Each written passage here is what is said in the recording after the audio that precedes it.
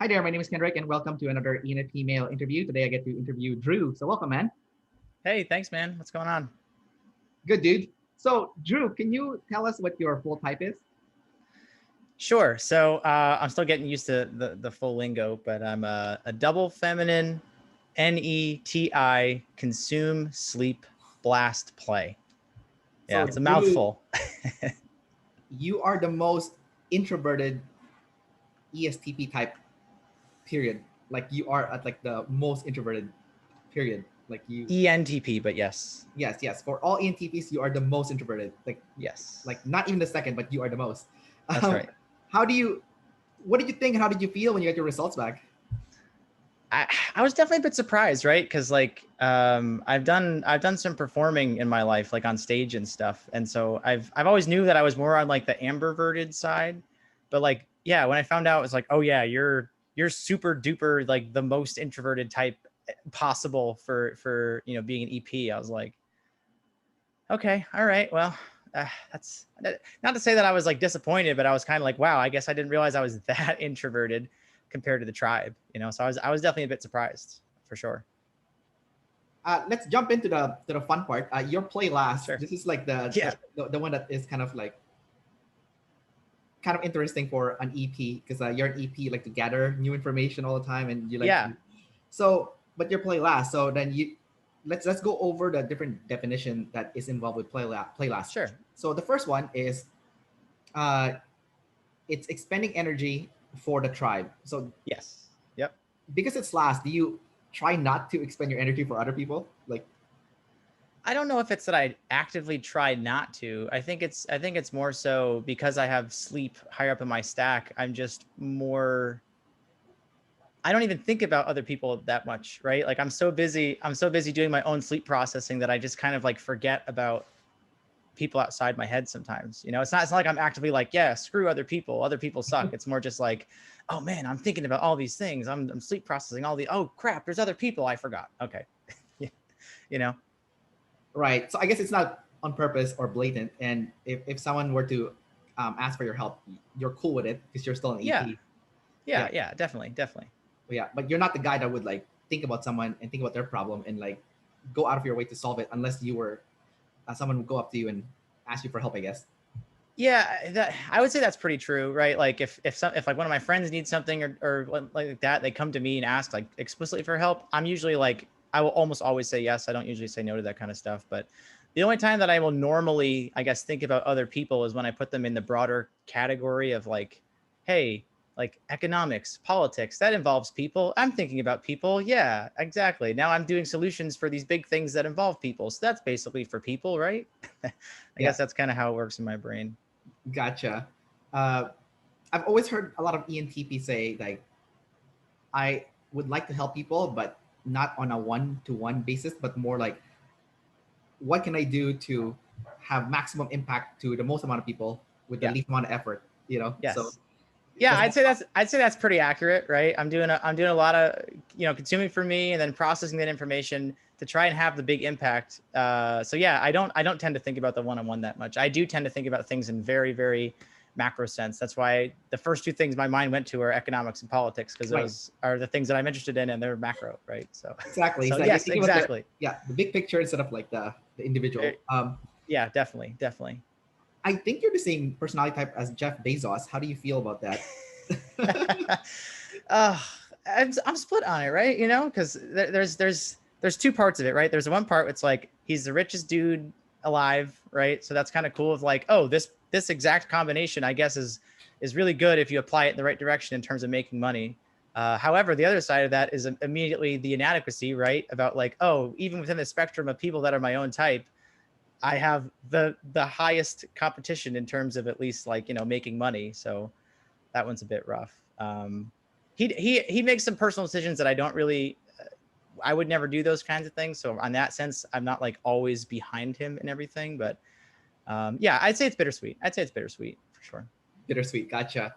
Well, I mean, in a way, it's also a good, uh, you know, bar that you can see Yeah, how far you can potentially go because yeah, that your specific type is the number one, like for money.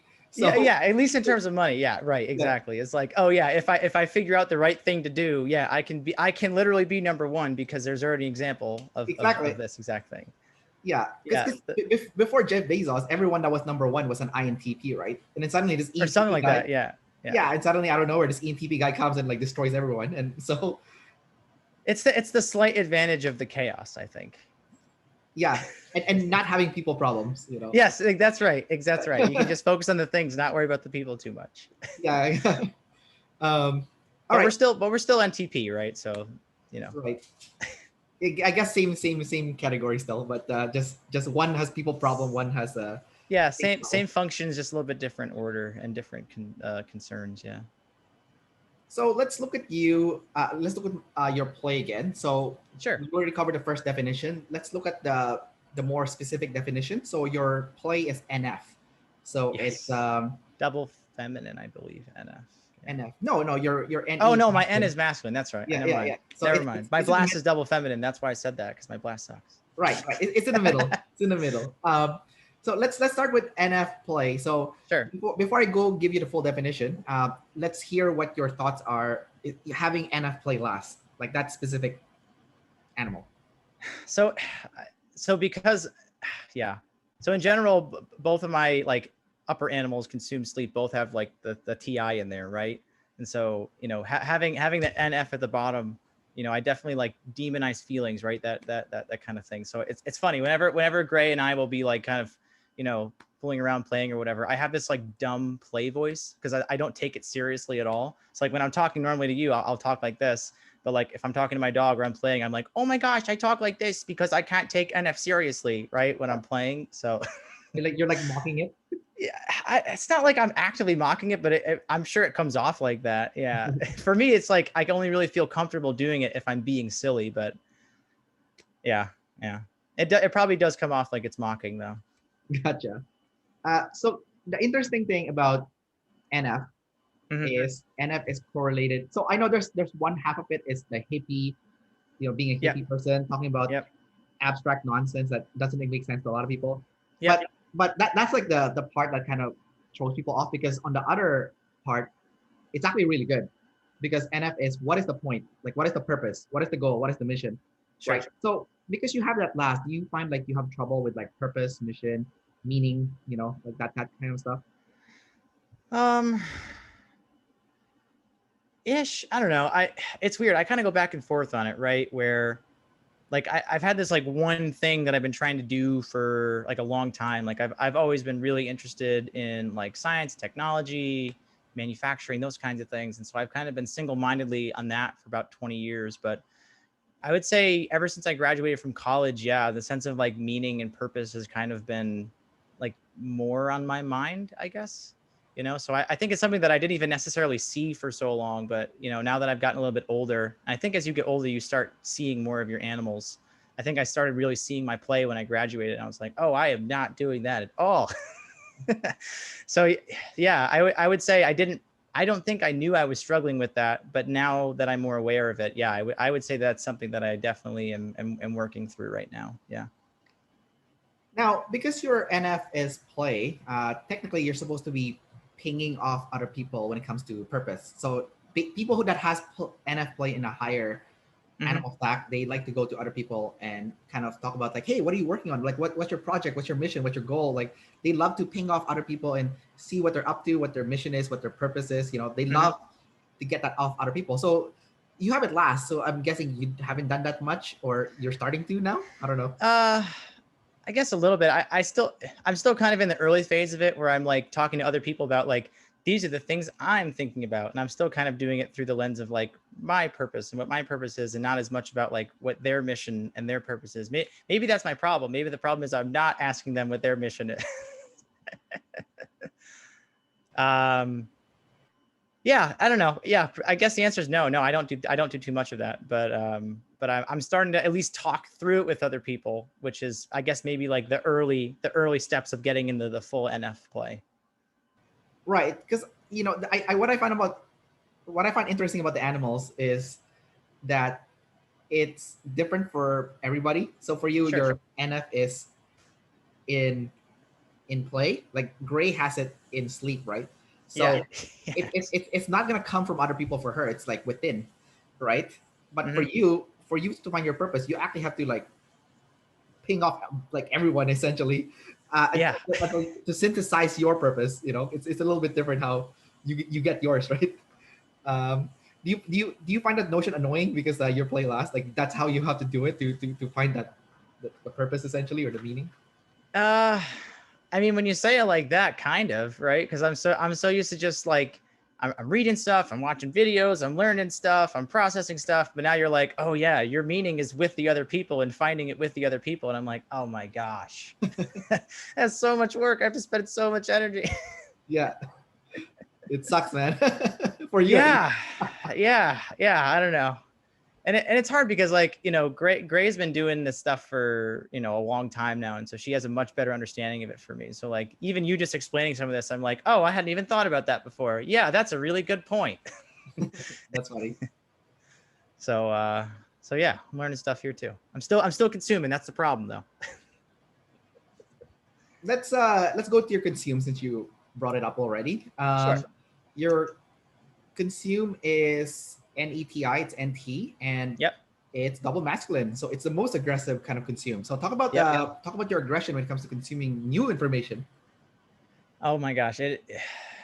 It's nonstop. I'll wake up in the morning. First thing I'll do, I'll check the news, or I'll check some other thing, or I'll check Facebook, or I'll check, this game I'm playing, or, like it's, and I can do it for hours. Like I've had days where I'm sick in bed and I'll just like spend the whole day just reading stuff on my phone, or I'll pick up a book, or I spend a lot of time like watching YouTube videos. And it's like, I never feel like I know enough about something.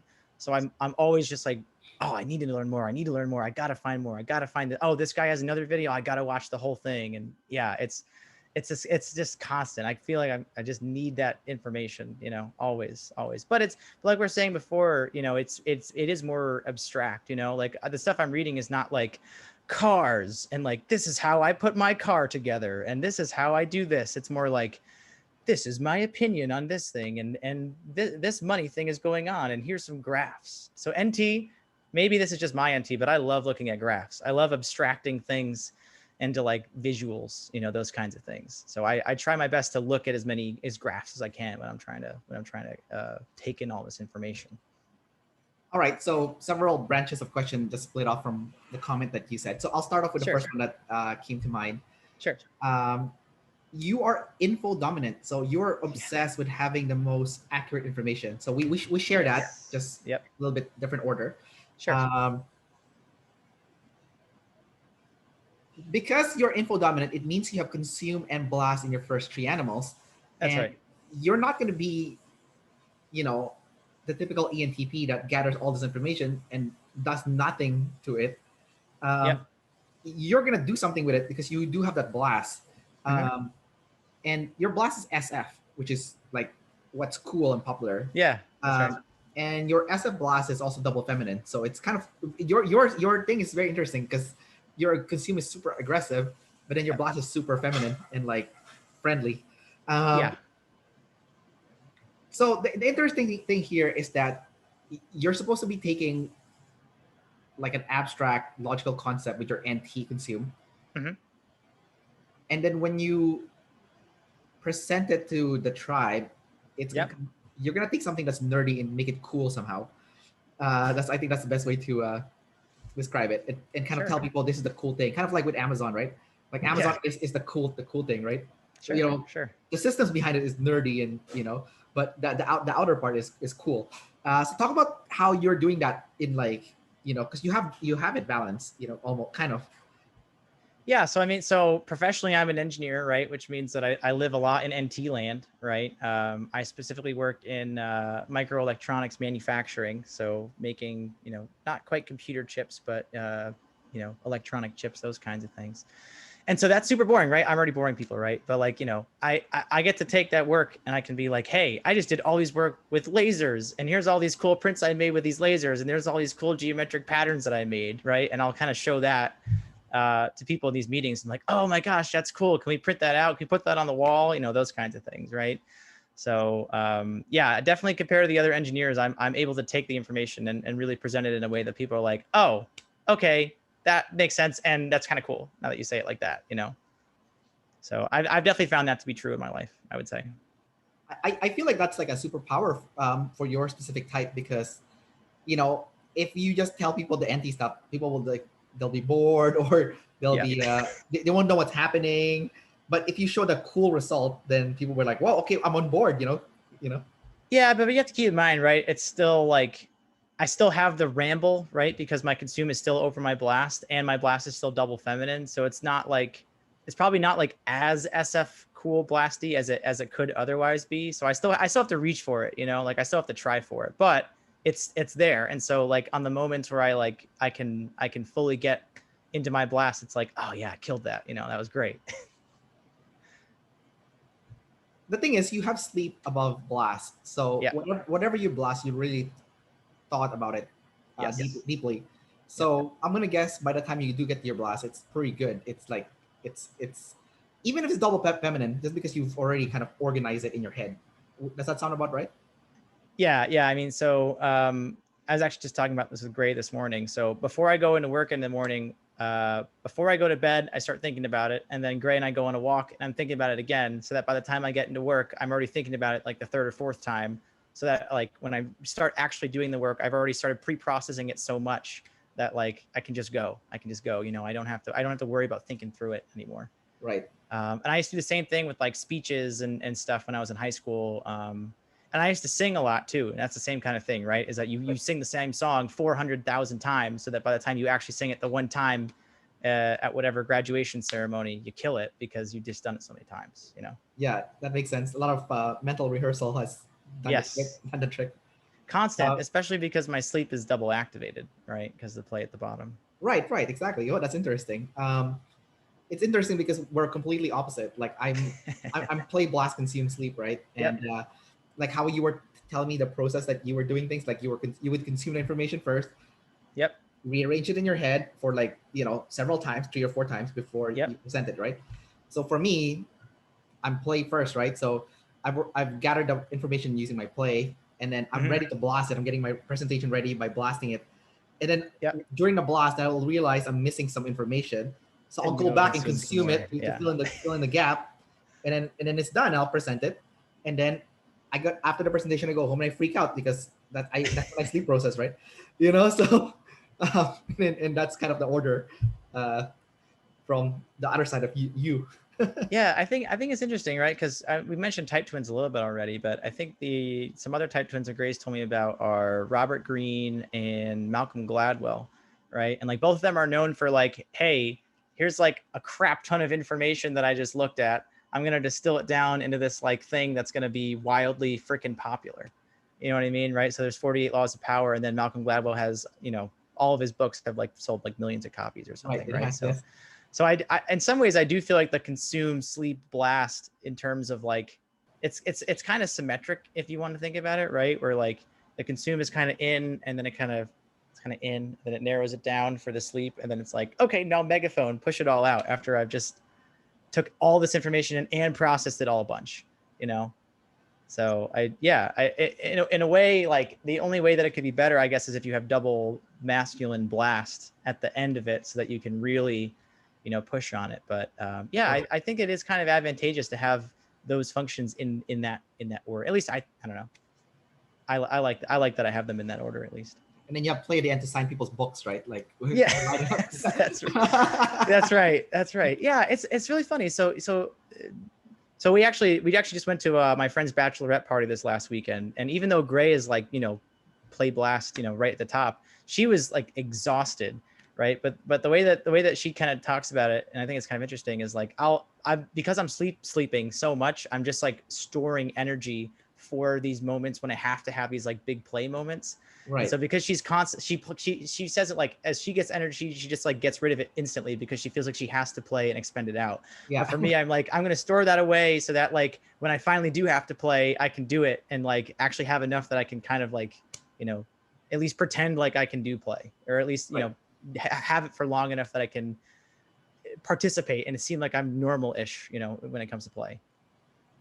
I think also though, like you and Gray, where you're different also is that you have extrovert feeling and she has introvert feeling. Yes. So Yes. so for her going to, like, even if she has it in the bottom, if she goes to like a social setting is really FE. It's like an extrovert feeling, right? Sure. Sure. Um, Sure. yeah, because we're like vibing and like doing fun stuff. It's not like, Yeah. she's not going there to like fix people's problem. We're there to talk and have fun, right? Right. Because if, Right. if it's about fixing problem, I'm pretty sure Greg can do that all day. Yeah. Uh, but for you, yours is extrovert feeling, even though you have it as a demon. It's like, yeah, I'm just vibing. It's cool. This is what you're supposed to be doing in a party, anyways. That's right. So, That's right. so it doesn't drain you as much as like Grey would, where she has to like play a part, and feelings are personal. So it's like, Yeah, yeah, I guess that's true. Like I think whenever we meet, like whenever I meet a bunch of new people that she knows versus the other way around, I think she's always a bit more uncomfortable than I am. So I think that makes sense. Yeah. well, you're also a double decider, so you're not scared of people. Well, yeah, yes, that is true. That is true. Yeah. um, okay, let's go back to the area we were talking about earlier between your consume and blast. Sure. You said earlier that when you're ready to blast or present to people your Hmm. creation, Yep.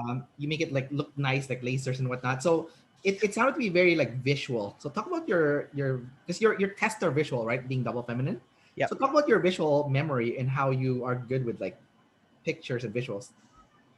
Yeah. So I'm not necessarily the best like freehand draw person.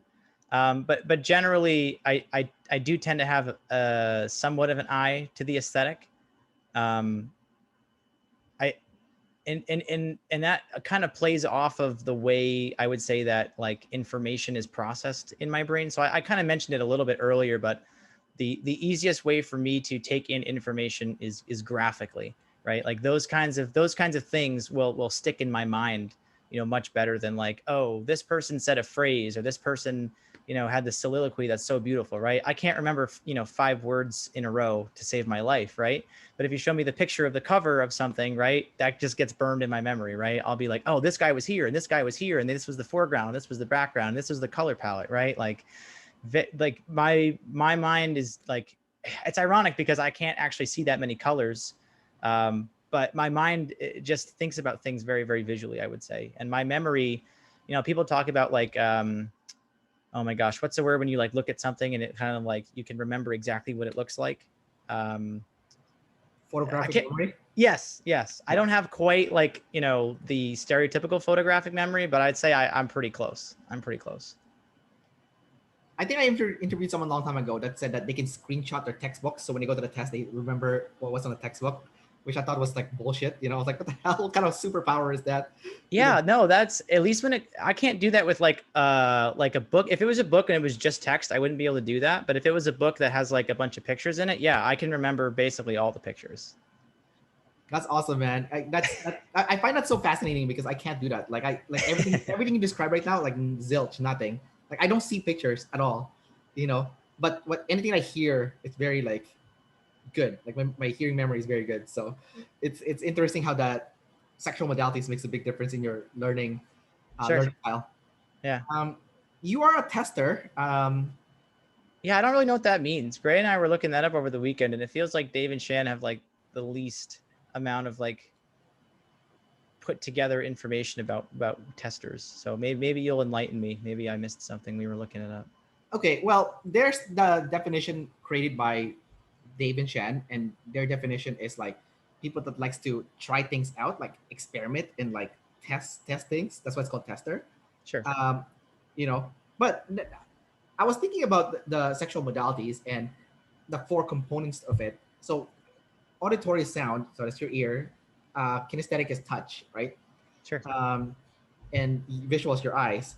So the only thing missing is your smell, right? Because taste is pretty much the same as smell, right? Because then yeah, they're linked. Yeah. So then I'm thinking, is tester really like smell? Is that what it is? Because I noticed a lot of people that I interviewed that are testers, they like to try different food. They're I love food. Oh yeah, exactly. There you go. Food. Yeah, there you go. See, it's usually like a double feminine thing. It's like, oh, I want to try all the different. So I've got a great example of this right now. So my uncle is really into like craft beers and that kind of stuff. So like occasionally he'll give me some of them just to try. I've got 20 individual different types of beers in my fridge right now from him to try at some point. So yeah, I guess I would say from that perspective, I guess I'm stereotypical in terms of wanting to try stuff. And it doesn't sound like you just want to try stuff. You want to try stuff that tastes different, you know? I want to try stuff that tastes good, right? Like I'm not interested in trying stuff for the sake of trying stuff. I usually want to try something if I think it will actually taste good, right? I want a new experience of like, oh, that thing that I just tried brought me, happiness or joy and da da da da. And like I don't want to get too much on this channel because it's more of a public thing, but like I've definitely experimented with like, drugs and stuff like that too when I was in college, right? So I guess that's kind of along the same kind of veins, right? Yeah, that is interesting. Yes, I have noticed that people that are testers, like either double feminine or feminine masculine, like trying recreational drugs too. Yep. So that's definitely an experimental kind of sexual modality. Um, Sure. the other thing that also makes me think though is that I wonder if it's your masculine NE that makes you want to experiment with drugs because it's like very Yeah. abstract. Yeah. Yeah, maybe, right? Because it's just like I need to consume all these like abstract things, right? And Yeah. taste, I think, is kind of abstract, right? Because like try explaining a food to somebody that's never tried it before, right? Yeah. Right. Right. There's no words to give to it, right? So yeah, I mean, yeah, I guess that's yeah, I can see that. I can see that argument. Since we're on the topic of masculine NE, can you talk about your masculine NE and how you personally experience it? Um, it's weird. I feel like I used to think about functions more in isolation, and then now that I've kind of learned more about OP, I kind of think about them together. So it's hard for me to think about just NE by itself. Definitely, as we kind of talked about before, I don't tend to think about like specific people or individuals, right? I do tend to think about like groups of things, or specifically like cycles. Like that's something that my brain very, very much is able to pick up on like patterns and cycles and those kinds of things, right?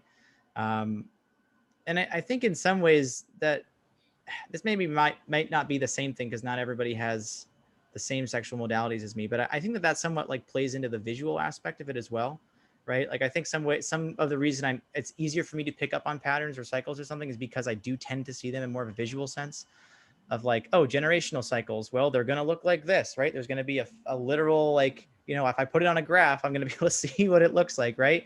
Or like, oh, hey, there's like a physical pattern, right? I studied material science, right? So I looked at like all these different like, oh, plots of all these atoms and all these crazy cool arrangements and all these cool geometries, right?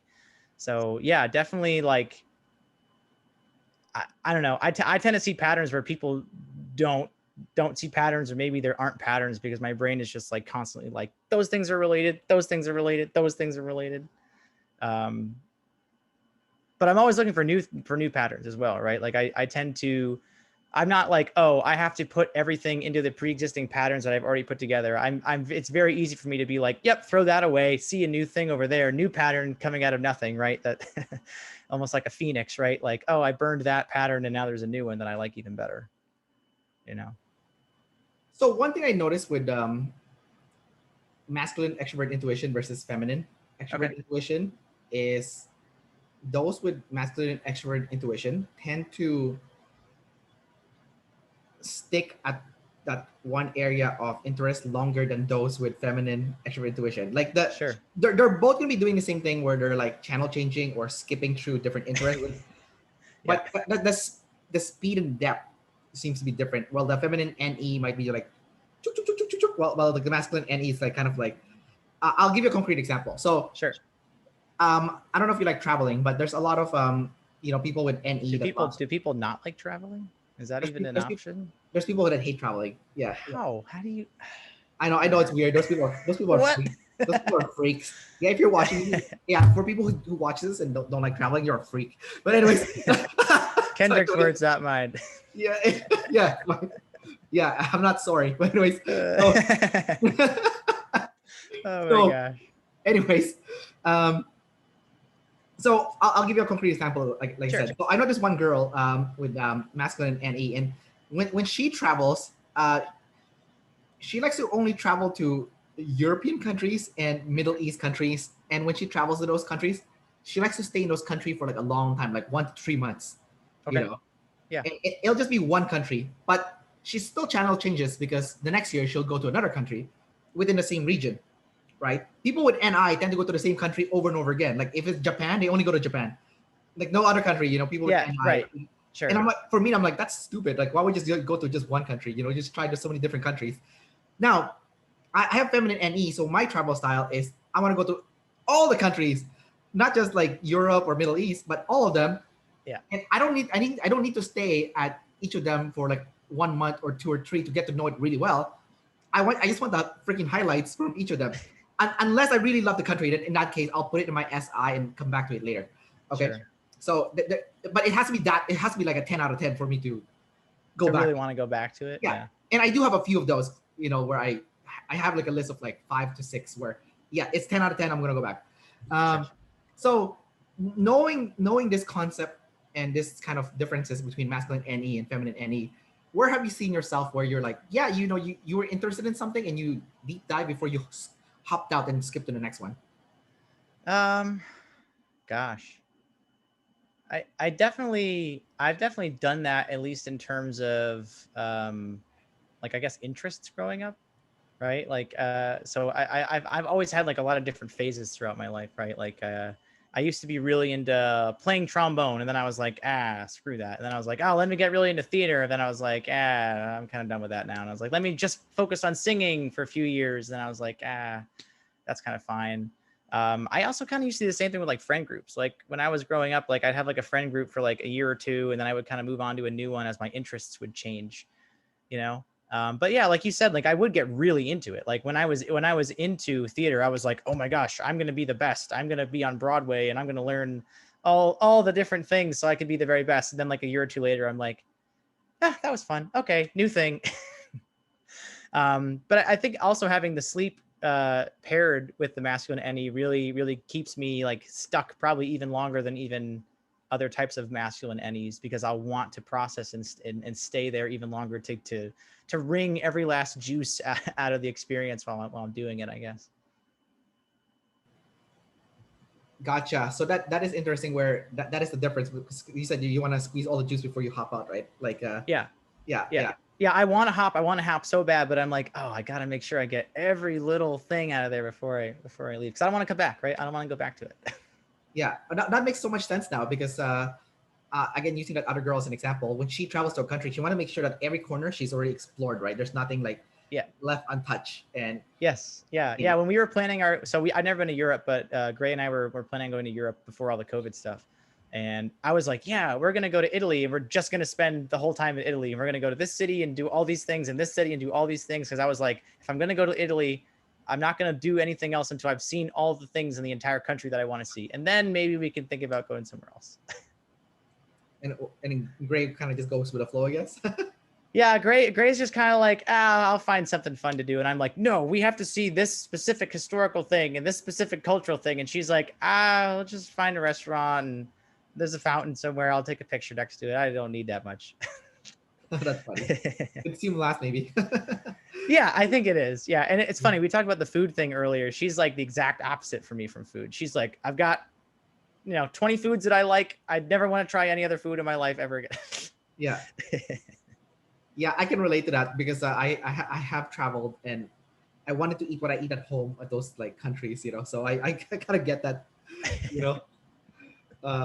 No, see, I'd be like, oh, I'm never going to be in Italy again. I have to try all the local dishes because I have to wring everything out of this experience.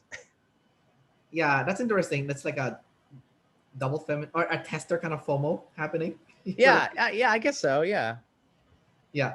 I mean, I'm happy when I travel with like testers like you guys, because I am forced to try new food. I'm not curious at all, but like, I have traveled before with like double feminine testers, and they're like, here, why don't you eat this Ugandan street food? I'm like, okay, fine, and I eat. I'm like, wow, this is really good, Yeah. Or like why don't we try this like buffet, in this like African restaurant? I'm like, okay, fine. I tried. I'm like, holy shit, So Yeah. I would not know without you guys, without testers to like drag me to like force me to try them. Then it enters my FI, and I'm like, okay, I like that now, Sure. So Sure. Well, I mean, I guess that's kind of our role in the tribe, right? Is like not everybody wants to try stuff the way that we do. So we're like, hey, no, I've actually vetted this. This is pretty good. You want to try it now? You know? yeah. Let's go over your ST sleep now. Sure. Your reporter sleep. So this ST sleep for your type and everyone that is not the same type as you, but the same functions as you, just different order, like Yep. ISFJs, ESFJs, and um, INTP. So Yep. The gammas, right? I think that's what Gray yeah, calls yeah, them. Or your alphas? No, alphas. Yeah, she's a gamma. your crew essentially. Yeah. So every single type that has SE sleep, I find SE sleep to be really weird. Okay, and Okay. sometimes Wow. sometimes it can be quite like cringy also. Um, Okay. Depending on who uses it, okay, Sure. it really depends on the user, um, because the user that does it for good absolutely destroys in real life. I'll give you some examples, and the ones who Okay. do it bad are just the most cringiest, like obnoxious assholes there is. Okay, Sure. so Okay. I'll give you the spectrum and tell me where you are. Okay, and Okay. Well, now I don't want to be on the cringy side. no, it's okay. You can do whatever you want. It's okay. It's okay. So, um, I was interviewing an ESFJ, and Okay. I've always had this like weird inkling feeling that for ESFJs, the ST sleep is a way to count favors. So when they take you out for dinner or lunch, you owe them favor points, and they're keeping tab of it. They're counting it inside, you know. So Okay. um, yeah, so it's like a people thing. It's not like for you. It's like that doesn't make sense to me, but because you don't have the people thing. But Yeah. the ST sleep for the ESFJs, from what I've noticed, is counting favor points. I'm taking you out for, and they would refuse. They will refuse for you to pay for their dinner because then they're gonna owe you favor points. You know. Yeah. I mean, I'm aware of the concept. It always baffles me that that's a real thing, you know? Oh yeah, Because man. like, because my mom's kind of like that, right? Or she'll be like, my uncle will be like, hey, can you do this thing for me? And she's like, yeah, sure, whatever. And then you'll owe me, and he's like, no, you don't have to do it for me. Like, I'm just asking you to do it. I don't want to owe you anything, right? So yeah, I don't know. I don't really get why people do. I mean, I get why people do it. I just don't do that. Yeah, I guess you don't agree to that favor points Yeah. thing. Uh, Yeah. yeah, it's usually ESFJs that do it. Some ISFJs also do it, but I find that the ISFJ that do it are the ones that are savior ST, like the sleep first ISFJs. Okay. Um, so, but the ISFJ has something that mirrors ENTPs, and that's kind of where I want to segue to you. Sure. Is that I find a lot of ISFJs and ENTPs are really weird with money, like really, really, really weird with money. Sure. Especially like those that has it in a savior state, like consume sleep, ENTP or ISFJ, they're really like weirdly cheap, like so cheap to the point of like insane frugalness. Where do you see yourself in like the frugalness and cheapness, where like you alienate everyone because you're so cheap? Like where are you in that spectrum? I don't know if I alienate people because I'm so cheap, but I would say that I would be considered a frugal person. Yeah. So Gray and I, you know, we used to live in North Carolina, and I had a pretty good job, and she had a pretty good job. But yeah, we didn't like fully get into like the fire movement or those kinds of things, but like definitely I've always been interested in the idea of like extreme frugality and like hyper saving for retirement so you can retire early and like those kinds of things, right?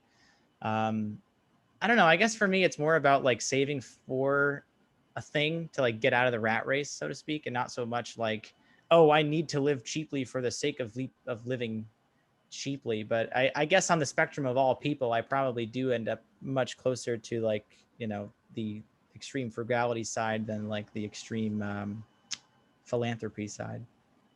So you're doing it for freedom because you're an EP, you want freedom, so That's that right. the ST will get you that freedom.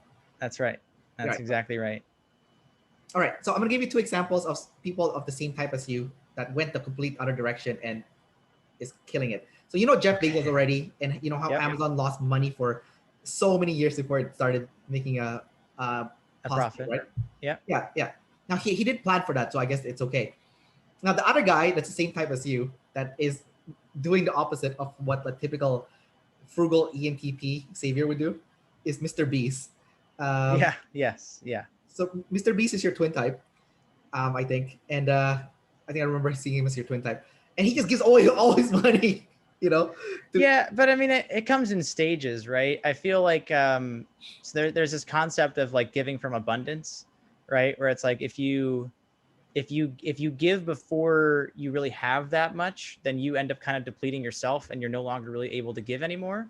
But if you have enough of a stable, nest egg or something that you're giving from, you can give infinitely, right? So I think that it's more about like a pivot, right? I mean, like Carnegie used to talk about this back in like the 1800s, where he's like, the first half of my life is hoarding a bunch of money, becoming as rich as I can. So the second half of my life, I can give it all away and make the world a better place, right? So that's kind of more so where I'm at, is like, I would like to get to a point where I am Mr. Beast, but I don't have enough that I can give to that level yet. Yeah, I wish I could give away like $10,000 or whatever the fuck he does yeah. constantly, right? If I had a couple $1,000,000 in the bank, I'd do the same thing, you know?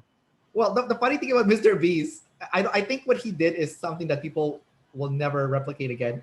Is that he actually said that every single money that he made, the moment he got it, he blew it all right away for Yeah, another video stunt. Because I think his masculine NE was so strong that he really believed that the next stunt would double or triple that profit that he made, from the sure. video views. Yeah. What is your opinion of that? Since you're both type twins, where you can rely on your masculine NE so much that you can risk losing all the finances, the ST essentially. I'm not there yet. I don't know. Maybe, maybe I'm doing it the wrong way. I'm definitely very much more on the, I'm putting everything away. It's in the closet. I'm going to pretend like it's not there. So I don't look at it. Cause if I look at it, I'm going to want to spend it. I'm going to want to do something with it. Right. So I've never been like that way. Maybe I would find more success if I did that, but I would say, I guess I'm looking at it the opposite way that Mr. Beast does, at least for now. All right, I'm just wondering because it's such a weird thing to do. Because like when I found It out, is. because I found out his type, and I knowing what I know about ENTPs, especially with those with savior sleep that are super frugal. I'm Mhm. like, who is this guy that's doing the opposite of these other guys, and he's destroying everybody essentially. He May, must know something, like maybe he used to have that, and he just said like screw it one day and just like started trying it the other way and just like immediately found success. And he was like, "Yep, this is my thing. This is the pattern. I'm gonna just keep going with yeah. this." No, but I'm just so baffled. I'm like, this is ballistic. Like, because I think in my head, I'm like, what if you went the opposite of your natural programming? And then like I'm seeing that kind of stuff happen, and I'm like, Well, I mean, that is kind of the idea of the alpha state, right? Is that like you kind of you literally go against what your programming is, and so you're not held back by either your saviors or your demons, right? right, So maybe he's just an alpha and he's just killing it. yeah. I mean, I don't. It's to be honest, man, it's so ballsy. I can't like it's like I can't imagine doing that. That's yeah, that's real ballsy. maybe that's why it works because he's doing something that no one will do. It's like it's so absurd that Well, you and know. the other thing that's nice about it is like he's like 20 something and has no kids, right? So if he risks it all and fails, it's not like there's really any consequences for it, right? So is that like would you say that's a good advice for your type if they're in their early 20s is to do like crazy stunts like that? Would you say? kind of, yeah. I mean, like I spent a lot of my 20s being very much like, this is my plan and stick to the plan and do all the things and get the right job and start saving and da da da da da. And it's like, I'm bored, dude. Like in some ways I wish I had tried more things in my 20s and took more different kinds of classes and tried more kinds of jobs, right? So the fact that he gets to like, oh, I make a new video about one thing and then I completely change topics and go do another thing, and Right. I'm still making crazy amounts of money, get to do whatever I want, Yeah. and you know, hanging out with people all the time. Yeah, in some ways I do kind of wish I'd spent my 20s doing more of that kind of stuff and risk taking, because I feel Yeah. like the consume sleep is like, almost like risk averse, right? Because it's like both consume sleep are the most introverted functions, right? So you are like building things for me, and you don't go out and be like, oh, I want to take risks, because that kind of involves like other people and putting yourself out there, you know. Right. I did notice that. That's kind of interesting why you guys that are consume sleep, because you're chaotic, but you're risk averse. Like, what's going on? It's like such a weird, it's such a, what do you call it? Oxymoron. Oxymoron, paradox, contradiction. Yeah. It's weird. And, and the fact that you've stuck it through your career for the same pretty much, Yeah. that is also quite interesting, because you're an EP. Technically, you're supposed to be like, what's the word I'm looking for? You're supposed to be commitment phobe. So committing to that Yeah. one career would be something that technically would freak you out. So let's go to that then. So you're an EP, but you managed to stick it through the same field for so many years. Yeah. What made you feel like not like, you know freaking out that you've been in the same place for so long? And So there's always inner turmoil there, right? Where like I feel like the EP in me is like, I don't want to have to go in the morning at this time. I don't want to have to be all these deadlines and do all these things that I don't want to do. But I think that having the high sleep there is like, oh, you got to think about the long term, man. You got to think about the long term. You got to think about like where you want to be when you have kids, and where you want to be, when you want to retire, and those kinds of things. And like, you can't just be, chaotic. So there's definitely that kind of like inner battle of like needing new things, but also like life is harsh sometimes, and you have to be able to build up to something. You can't just like be at success every single time you try something new. right. Okay, that makes sense. I think that's a good way to think about it, is to you know think of the big picture and work towards the big picture instead of like how you're feeling today. Like, Yeah.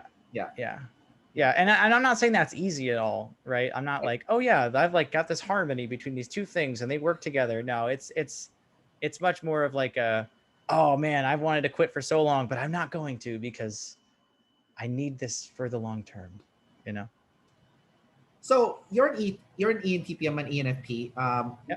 There's some similarities between our types, but when I was watching a David and Shan video, they were talking about how people that of my function stack, the SF sleep is wanting a body that feels good. So they use um that Wes Watson guy who's an ESTJ that's just swearing nonstop. Uh, Okay. so they use him as an example because he's like person Jack, right? And he sleep last. So because he took care of his body, and he's like, he fucking looks good because he's so SF, right? He's like so jacked to the max. Sure. His life is doing pretty good, right? Um, Now for the ENTP, it's a little bit different. It's not like a body that feels good; it's a body that works because it's ST, right? Sure. So I've interviewed some ENTPs in the past that said my goal in life is to have a body that works, so that I can do whatever I want because my body's working. Um, how do you see that perspective of like that saying, like a body that works? How do you? Um, I mean, it's interesting, right? So I'm a naturally inflexible person, right? And I probably think about that more than somebody who's not my type and also inflexible. So like I do spend a lot of time, trying to stretch and trying to do things to make my, shoulders feel a little bit more fluid, or those kinds of things, right? So yeah, I guess for me it is somewhat of a like, hey, if I'm already starting to have flexibility issues in my 20s, it's just going to get worse over time. And I want to have like it goes back to sleep again. I want to have like the long term, health and kinds of things. Yeah. So I guess I do kind of think about it in terms of like having, you know, a body that physically works. You know. So do you have like a consistent routine for exercise, for sleeping, for nutrition? You know, No, I'm still an EP, man. I struggle you're with still that an for sure. okay. Yeah, it's hard because like Gray and I talk about this sometimes, right? Having the compulsion for the SI, but like not really being that good at it, like Yeah. kind of sucks, right? Because I feel like compelled, like, oh, I need to get better about this. I need to get better about this. But then I just like don't, or like I'll try to do it. And like, I mean, we'll kind of have waves of it, right? Where like Gray and I will both agree that we like, oh, we want to be in bed by this time every night, and we want to wake up by this time. But then like inevitably, like we'll go on vacation, or like we'll have a bad week, and then it's just like that's gone for like another 2 months, and it'll be another 2 months before we really try to pick it back up again. So I'd say it's a constant struggle of like, I want to get those routines, and I have like kind of things that like when I get back into it, I used to do it 6 months ago, so I can like, I already have somewhat of the ST of like doing it again and the muscle memory. But like, yeah, doing it every single day the exact same way, man, I'm garbage at that kind of stuff. It's all good, dude. Feminine SI is gonna be a killer for that. I know. Oh my gosh. Right at the bottom. Yeah, I know. I don't even know how you're gonna do that. It's already hard for me. At the bottom, I'm the same as you. I have it fourth, right, the SI, but Yeah. for me it's masculine. So my exercise routine is really good actually. Okay. Like I hate the moment every time. Like I'm just like in my head, I'm just swearing. I'm like, fucking hate doing the same shit every week. Right. Fucking hate this. But like I'm always glad I stuck it through. I'm bad. I'm more bad with nutrition and sleep. But um, that's kind of interesting that we're kind of talking about the routines now, because you're supposed to be Yeah. good at routines, right? Because you have sleep high. So how come you struggle with having a routine for, any of those, sleep, nutrition, or exercise, when you do have sleep in a savior state? Like, Well, shouldn't so you get yeah, I think it's about, like prioritization, right? So like I kind of really was only talking about like working out and those kinds of things. right. Even if I don't have the same sleep schedule all the time, I do generally try to get like 7 or 8 hours. And so I Okay. will usually build my schedule so I at least get enough sleep. Okay. And then I am actually like, I'm not like a bodybuilder in the sense that like I know exactly what I'm eating and how many calories I eat, but like I am very like self-conscious about like, if we're on vacation, we'll do fast food once in a while, but for the most part, like, Gray and I will eat just like, meat, rice, beans, vegetables, pretty much all like, either directly an animal product that hasn't been processed, or like either fresh frozen, vegetables or fruit, or like fresh fruit and stuff. Right. So like, in terms of like putting good things into my body, I at least have that part of the routine, even if I don't eat the exact same foods at the exact same times. So you got the macro level is good. Yeah. Yes, The that's category. right. The categories. Yeah, Gotcha. exactly. Um, And like I've always seemed like, even from an exercise, I've always done enough of it. Like even though I go back and forth, I've always done enough of it that I've been like in shape. So like when I come back to it in 2 months, I'm still like, my body's still enough in shape that I can still go back to running like 3 miles a day. gotcha.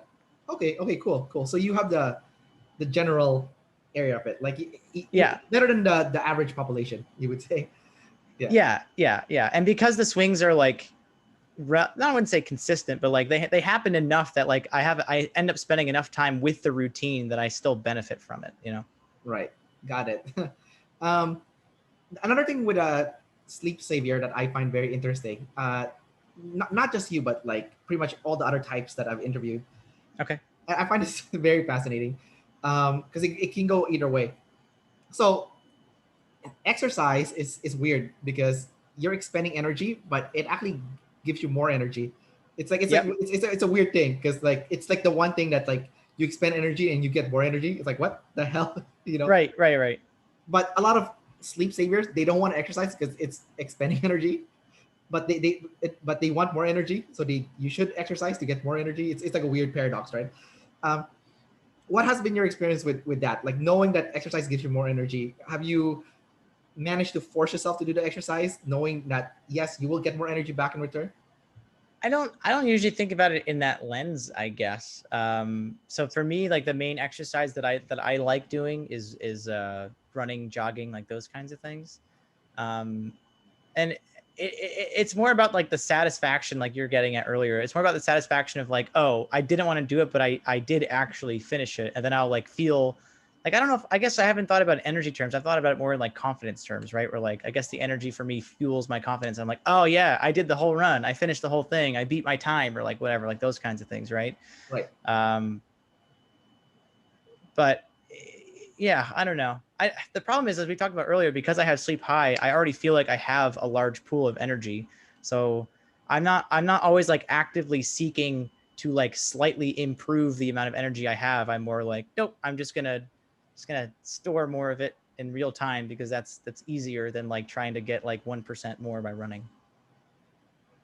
What about the other stuff that can boost your energy significantly, like lifting weights and stuff? I don't know. I've tried the weightlifting thing, and it's just that one I have the hardest time with, actually, of all the exercise things. Gotcha. I don't know. I don't know why. It's just some block. I don't know. Maybe it's the feminine sensory. Right. That makes sense because if Gray is double masculine, she's kinesthetic, then you would be the opposite. So you would be the worst at, like the physical. Yeah, but she doesn't really do weightlifting either, though. So it's like, I don't know. But I bet she would, if she got into it, she would destroy it really easily. Like she would get really good at it. Yeah, I guess that's probably true. Yeah. Yeah. Oh, it's an anecdote though. 'Cause obviously, there's a lot of double feminine people like John Cena and Right. and The Rock who are freaking jacked. So obviously, Yeah. it's an anecdote. Clearly, you can be good at it if you wanted to. Yeah. Yeah. You guys got to overcome that barrier in your mind, I guess. Exactly. Yeah. Right. Just look at those two guys. You're like, okay, right. All right. So let's talk about you being self-about tribe. So you're almost Sure. like an INTP. You're like one notch away from being an INTP. Yep. How have you experienced life being self-about tribe? A lot of my life happens in my own head and not necessarily like with other people. Like, I usually, if I had to like frame it, would be like, I'm usually, it's weird. Like, I know that like there's me, but it feels like there's like a me inside my head that's just as real as like people that are outside my head. So when I'm with people, I feel like I'm interacting with them somewhat equally. Right. And so it's not that it's not like I'm actively like, oh, I like this internal me better than other people. It's more like this internal me is so loud that I can't ignore it. Right. And so I end up thinking and like going back to it more than I'm like present with people sometimes, That makes sense because your TI is masculine, so it's like it's the one that is present, right? Yeah. And I often get feedback of like, oh, you're not listening to me. You're not like, you're not engaged. And I'm like, oh, I'm trying really hard to. I really am. But there's just all these things calling for my attention in my head. It's like a vortex. You're getting sucked in like without. Yeah, exactly. Yeah. Yeah. Or but the nice thing is, unlike IP, I'm not like super self-conscious about it, because I'm not weird about people. Right. I'm just kind of like, whatever. Like, I'm more introverted and people kind of can see that. Whatever. I don't care. Yeah, and I guess you're balanced with people, so it's like if people make fun of you for that, you're like, yeah, okay, whatever. Yeah, I think when I was like a little kid, I used to freak out about it a little bit, but as an adult, I'm like, okay, people don't like me. People think I'm an asshole. Like, sorry, I don't know if I'm allowed to swear on this channel.